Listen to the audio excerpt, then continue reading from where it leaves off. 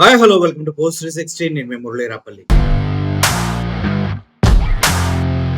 మనందరికీ తెలుసు, గతంలో అమరావతి అద్భుత రాజధాని, దేవతల రాజధాని, సింగపూర్ లాంటి రాజధాని, ప్రపంచంలోనే అతిపెద్ద గొప్ప రాజధాని, అస్సలు ఆ భూమి మీద దేవతలు నడియాడే రాజధాని అమరావతిలో ఇంద్రుడు సైతం కుళ్ళుకునేటువంటి రాజధాని అంటూ గ్రాఫిక్స్ తో గత 11 సంవత్సరాల క్రితం మన ముందుకి అద్భుతమైన విజువల్స్ తీసుకొచ్చినటువంటి చంద్రబాబు నాయుడు గారు ఇప్పటి వరకు అమరావతిలో కనీస పనులు కూడా చేయలేదన్నది వాస్తవమా కాదా అనేది మీరే ఆలోచించండి. ముఖ్యంగా ఆల్రెడీ రైతుల దగ్గర నుంచి 54,000 ఎకరాల భూములు తీసుకున్నటువంటి గవర్నమెంట్ ఇప్పటి వరకు ఏం చేస్తుంది, ఎవరెవరికి తాకట్టు పెట్టింది, ఎక్కడెక్కడ అమ్మేసింది, రైతులకి ఎక్కడెక్కడ వాళ్ళ భూములకి ఫ్లాట్లు ఇచ్చింది అన్న విషయం అసలు ఎవరికీ తెలియదు.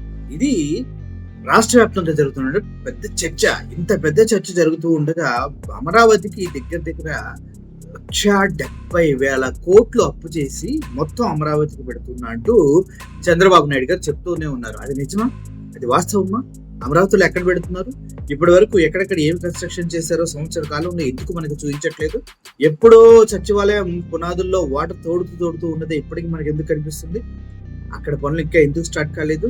ఇలా చెప్పుకుంటూ పోతే చాలా అనుమానాలు ఆంధ్రప్రదేశ్ ప్రజల్లో ఉన్నాయి.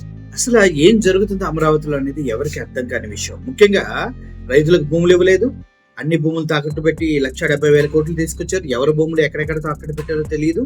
ప్రపంచ బ్యాంక్ స్టార్ట్ చేసింది అమరావతిలో ఏం చేస్తున్నారు చెప్పండి, దానికి ఆన్సర్లు లేవు.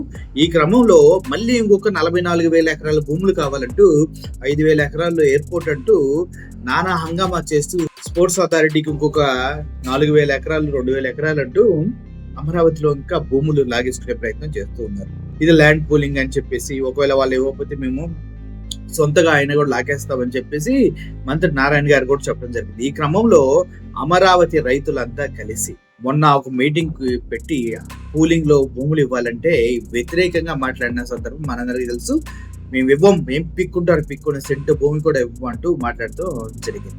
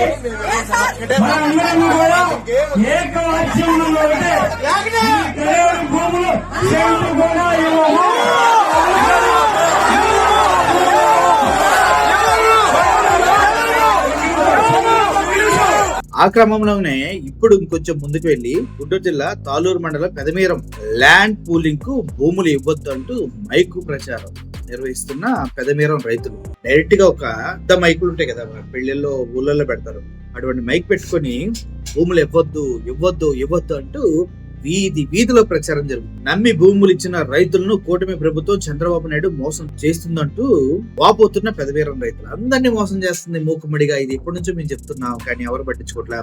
దీని ప్రభావం రెండో విడత ల్యాండ్ పూలింగ్ గ్రామాలపై పడవచ్చున ఆందోళన చేస్తున్న పెదవీరం. అసలు ఎంత ఘోరంగా ఉందంటే అక్కడ పరిస్థితి మామూలుగా లేదు.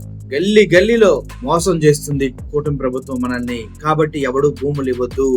ఆల్రెడీ ఇప్పటి వరకు ఏ రైతులకు ఇచ్చారో వాళ్ళ బ్రతుకులు ఏంటో ఎవరికీ తెలియదు. వాళ్ళు అసలు ఇప్పటి వరకు ఏ భూమి ఎక్కడుందో, ఎవరెవరికి ఎంత ఇస్తారో, ఎప్పుడు ఎక్కడ ఎలా అమ్మారో అన్న విషయం తెలీదు. ఆ రైతులు ఆల్రెడీ మోసపోయారు. మనం కూడా అలా మోసపోవద్దంటూ గల్లీ గల్లీ తిరిగి చెప్తూ ఉన్నారు. దీన్నే అంటారు ప్రజల్లో పరివర్తన రావటం, చేంజ్ రావటం, కూటమి ప్రభుత్వం చేస్తున్న అక్రమాలకి ఎదురు తిరిగి నిలబడటం. అసలు ఆ మైక్ విజువల్స్ చూడండి సార్.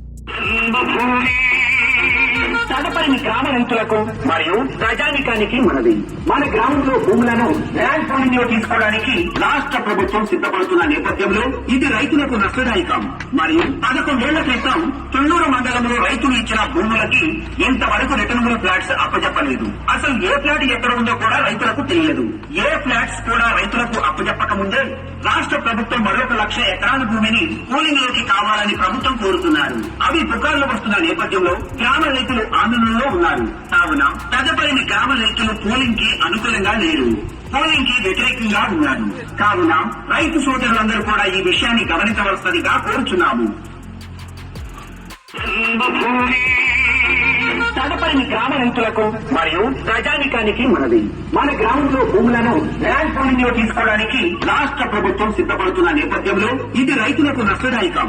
మరియు 11 ఏళ్ల క్రితం తుళ్లూరు మండలంలో రైతులు ఇచ్చిన భూములకి ఇంతవరకు రిటర్నబుల్ ఫ్లాట్స్ అప్పజెప్పలేదు. అసలు ఏ ఫ్లాట్ ఎక్కడ ఉందో కూడా రైతులకు తెలియదు. ఏ ఫ్లాట్స్ కూడా రైతులకు అప్పజెప్పక ముందే రాష్ట్ర ప్రభుత్వం మరొక 1,00,000 ఎకరాల భూమిని పూలింగ్ లోకి కావాలని ప్రభుత్వం కోరుతున్నారు. అవి పుకార్లు వస్తున్న నేపథ్యంలో గ్రామ రైతులు ఆందోళనలో ఉన్నారు. కావున తదుపరి గ్రామ రైతులు పోలింగ్ కి అనుకూలంగా లేరు, పోలింగ్ కి వ్యతిరేకంగా ఉన్నారు. కావున రైతు సోదరులందరూ కూడా ఈ విషయాన్ని గమనించవలసిందిగా కోరుచున్నాము. అది ప్రస్తుతానికి పరిస్థితి. రాష్ట్ర వ్యాప్తంగా ఇదే పరిస్థితి ఉంది. ఎక్కడైనా అన్యాయం జరిగినా, ఎవడు ఏమనుకున్నా కూడా కంపల్సరీగా ప్రజలు తిరగబడుతున్నారు. చైతన్యం వచ్చింది.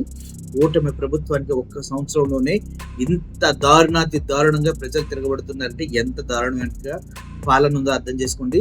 రైతులకు డబ్బులు ఇవ్వలేదు, నిరుద్యోగులకు వృత్తి ఇవ్వలేదు, ఆడబిడ్డ నిధి ఇవ్వలేదు, ఉచిత బస్సు ఇవ్వలేదు.